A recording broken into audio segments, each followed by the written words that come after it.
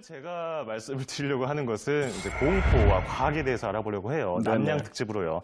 자, 여름하면은 또 빠질 수 없는 것이 뭐니 해도 공포 영화입니다. 네. 무서운 영화, 막 소리도 질러주고 또 섬뜩한 스토리를 좀 봐줘야 아 여름이구나 이렇게 느끼는데 저도 개인적으로 뭐 그렇게 좋아하진 않은데 뭐 특별한 상황이 있으면 이성과 함께 가곤 했습니다.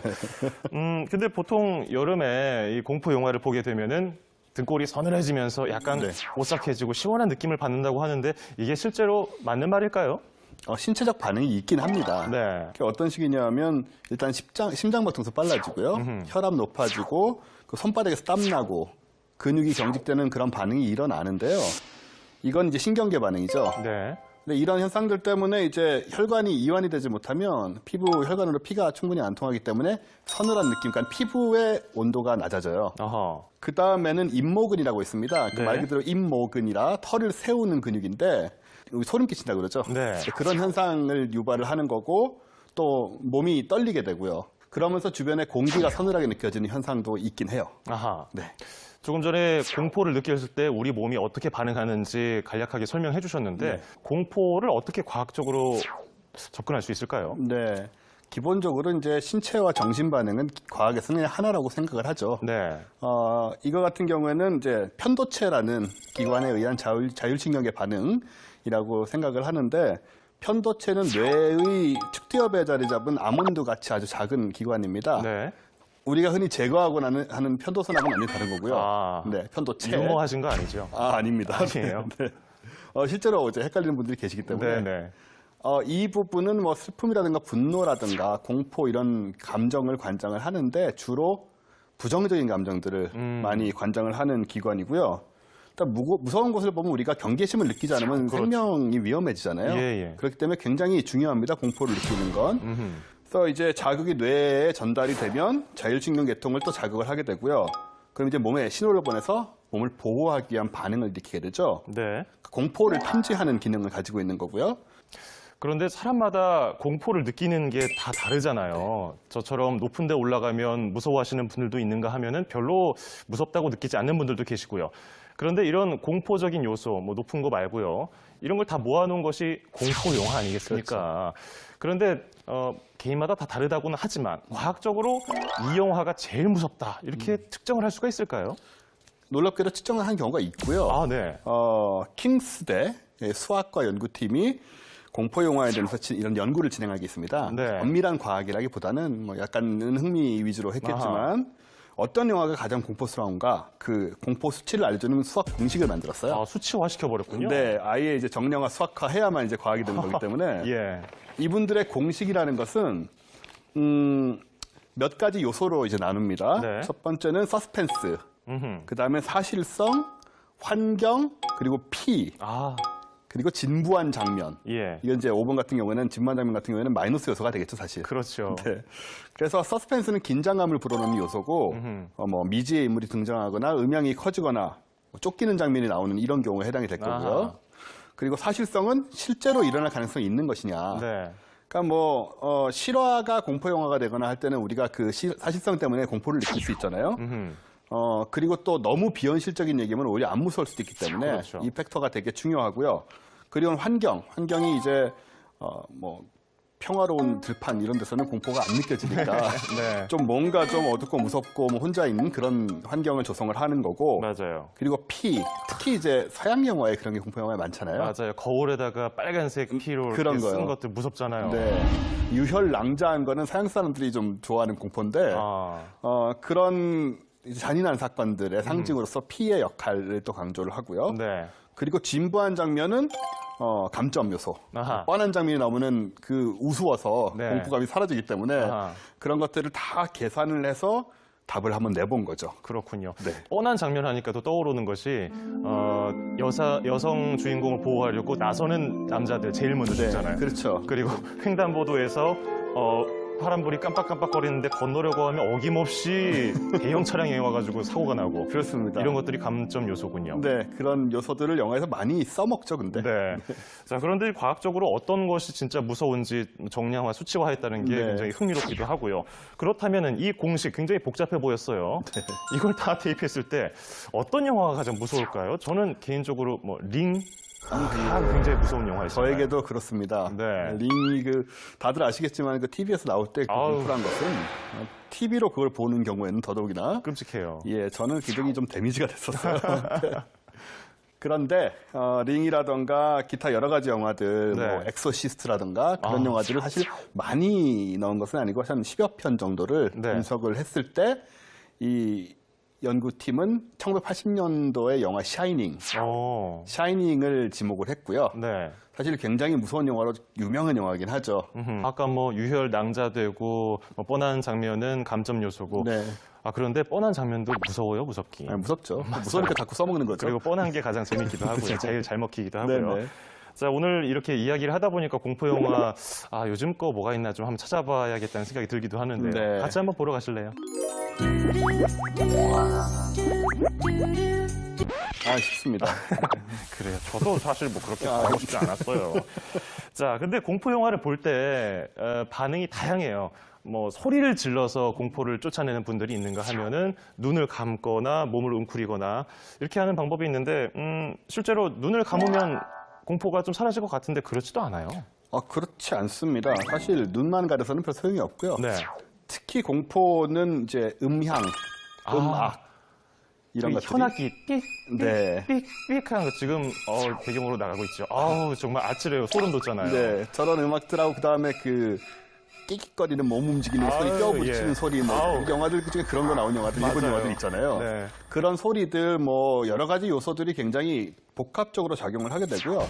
이 박자에 맞춰서 몸이 빨라지면서 실제로 긴장이 돼요. 네. 그러다 긴장이 고조되다가 이제 폭발을 하기도 하고 아하. 이런 것들이 작용을 하고 있기 때문에 편도체 같은 경우는 사실 눈에 보이는 시각 정보보다 청각에 더 민감하게 반응을 합니다. 네. 그래서 이제 눈만 감아서는 사실 더 무서울 수도 있어요. 그러니까 제가 그 영화 공포 영화를 볼 때 눈 감고 귀까지 이렇게 막으면서 이렇게 했던 것이 어떻게 보면 공포 영화를 덜 무섭게 보는 방법이었겠네요. 그렇죠. 근데 사실 눈하고 귀하고 다 막아버리면 영화를 볼 수가 없기 때문에 길게 할 수는 없지만. 예, 저는 GH입니다. 입이 아직 안 풀렸는데 한번 풀고 갈까요? 예, 그러죠. 개발바닥, 소바닥, 닭발바닥. 주발바닥. 시작. 시작. 주발바닥, 닭발바닥. 닭발바닥, 지발바닥. 그만. 그만. 풀렸죠? 예, 대충. 둘이 하면 좀 그래. 이게 한 서너 명 해야 되겠는데. 아유, 근데 참 휴가 가고 싶다. 가서 이렇게 게임도 하고. 같이 밥도 해먹고. 아이고, 좋지요. 나 해먹는 거 좋아하니까. 사 먹는 거보다는 그래, 해먹는 재미지. 많이 해먹었죠. 많이 해먹었지? 얼마나? 엄청. 아하. 안 해먹었어요? 해먹지 왜 안 해먹어요? 그렇지, 해먹었지. 제일 재밌는 게 해먹는 건데. 그래, 그때가 제일 신나. 나랑 친아들 다 같이 먹어볼까? 야, 우리 오늘 뭐 해먹을래? 그럼 애들이 먹자. 뭐래요? MB 먹고 싶은 거 다 먹어. 다 해먹어. 아이고. 그래서 뭐 뱉어서 죽을 뻔했어. 하도 해먹어가지고. 왜요? 나 봐요. 난 지금 이렇게 됐잖아. 하도 해먹었어. 아이, 그 얘기를 이게 듣고 칼로리를 잘 나가다. 좀 조절했어야 돼. 이게 몸매 생각해서. 칼로리? 예. 우리는 순실이가 식단을 짰거든요. 놀러 가면. 그래서 걔가 먹재는 대로 그냥 다 먹어가지고. 훌륭하세요. 그래서 그 몸면 훌륭합니다. 아유, 지겹네요. 그런 소리 하도 그럼 들어가지고. 다시는 안 할게. 나도 지겨워요. 괜히 얘기해가지고 옛날 생각나게. 그러네. 부어라 마셔라. 좋은 시절 다 갚을고. 나 그 야유회 한번 갔다 오면 안 되겠지요? 야유받아. 야유받. 야유회 가면 야유받아. 쉬셔 그냥. 주어진 현실 안에서. 이것도 다 휴가겠거니 하면서 지금. 왜요? 아이, 좀 짜증이 날라 그래서. 야, 이거 진짜 무섭다. 눈빛은 날카로운데 입은 웃는 거. 소름이 확 들어가. 들어가, 그러면 짜증내지 만들고. 배곡 주사 놔주던 조대위가 그립네. 요새 뭐 한대요? 그날 모르겠어. 조대인은 청문회 이후로는. 보면 물어봐줘요. 온 국민 앞에서 뻥치던 재미 어떻더냐고. 물어보기 싫어. 왜요? 또 뻥칠 것 같았어. 아, 나랑 안 맞아. 전혀. 나는 그래 진짜 내 추구하는 건 정직이잖아. 안 맞지. 정직당하고 싶지 않으면 문이나 빨리 열어요. 들어가. 야, 정직까지.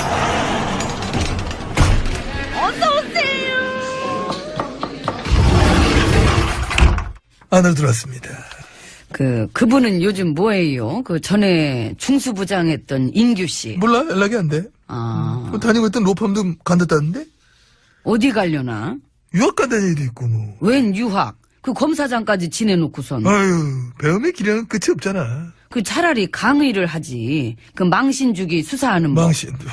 그쪽 전문가일 텐데. 에이, 그건 아니고. 에이. 아니건 기건 어딘 한번 찾아봐요. 그 정보원 적폐청산건으로 조사받아야 될 사람이 안 보이면 쓰나. 논두렁에 엎드려 개구리 잡고 있나? 그분이랑도 추억이 많죠. 아유, 우리 인규 씨, 병우 씨, 만표 씨, 뭐, 잊지못할 삼총사지.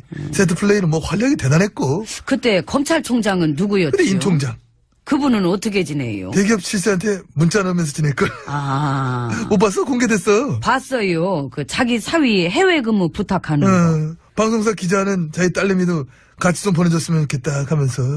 아무튼, 이번 토요일 날 보세! 이렇게 마무리하는 문자.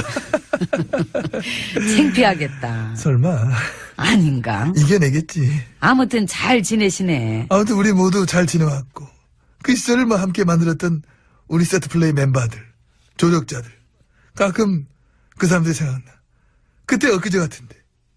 벌써 이래 시간이 많이 흐른 거야. 엠비님은 그때 어떠셨어요? 뭐가? 아, 그렇게 했어도 열등감은 극복 못했죠. 열등, 아이씨. 알지. 안 되는 건 안 되는 거니까. 안 되는 거 있어, 안 되는 게. 그때 당시 내가 한창 잘 나갈 텐데. 다 가져봤죠. 다 가져봤지. 도덕성은 아이, 그거야 뭐. 그런 건 파는 데가 없지요. 파는데. 사고 싶어도. 뒤져보면 있지. 언론사 이런 데를 뒤져보면 나옵니다. 내 것 주문 제작 딱 해가지고 이쁘게 포장했어. 막 없는 것도 만들어주고 막 그랬어. 있긴 있구나. 있잖아, 알면서. 사라졌잖아, 지금은. 다 그런 거지 뭐. 유통기한 끝났으면 사라지는 거야. 아무튼 그 한국의 근현대사, 특히 지난 10년간은 그리스 로마 신화만큼이나 방대한 이야기가 만들어졌다는 생각이 가끔 들어요. 그건 오바지. 그 정도까지 이제 아니. 졸렬한 권력과 무서운 욕망과 판도라의 상자에서 튀어나온 오만 가지 악과 극하고 고통과 극하고 재앙과 열등감, 질투, 시기심, 죽음, 거짓말, 광기. 그만해. 그만. 그러면 이제 이광기 씨가 또 놀라잖아. 이광기 씨. 아무튼 그런 거 다 좀 끄집어내지 말고 이제는 좋은 얘기를 해야지. 판도라의 상자. 그거 알잖아. 맨 마지막에 남아있던 거 알잖아. 알지요. 탄핵. 저기요. 바꿀게 미안해. 촛불로 하자. 마지막에 남아있던 건 희망의 촛불이었다. 가까이서 본 적 있어요? 머리끄댕이 닦아봐. 난 가까이 못 가. 촛불을 몰래 하려고 그래. 조심히. 그 촛불은 막 끝이 더 뜨거워. 엄청 뜨거워. 단백질이라 잘 타지. 에이, 진짜. 그 출퇴근하기 힘들면 나랑 같이 있어요. 내가 PD한테 싫어 갈 얘기할게. 거야. 나 집 있거든. 웬일이니? 왜 이러니, 진짜? 나랑 같이 잠깐 여기 있으면 내 착각을 하나 봐. 난 다른 입장이야. 무슨 같이 있어. 됐어. 뭘? 분노라든가 공포 이런 감정을 관장을 하는데 주로 부정적인 감정들을 많이 관장을 하는 기관이고요. 일단 무서운 것을 보면 우리가 경계심을 느끼지 않으면 생명이 위험해지잖아요. 예. 그렇기 때문에 굉장히 중요합니다. 공포를 느끼는 건. 그래서 이제 자극이 뇌에 전달이 되면 자율신경계통을 또 자극을 하게 되고요. 그럼 이제 몸에 신호를 보내서 몸을 보호하기 위한 반응을 일으키게 되죠. 네. 공포를 탐지하는 기능을 가지고 있는 거고요. 그런데 사람마다 공포를 느끼는 게 다 다르잖아요. 저처럼 높은 데 올라가면 무서워하시는 분들도 있는가 하면은 별로 무섭다고 느끼지 않는 분들도 있기 때문에 우리 몸이 어떻게 반응하는지 간략하게 설명해 주셨는데 공포를 어떻게 과학적으로 접근할 수 있을까요? 네. 기본적으로 이제 신체와 정신 반응은 과학에서는 하나라고 생각을 하죠. 네. 이거 같은 경우에는 이제 편도체라는 기관에 의한 자율신경계 반응이라고 생각을 하는데 편도체는 뇌의 측두엽에 자리 잡은 아몬드 같이 아주 작은 기관입니다. 네.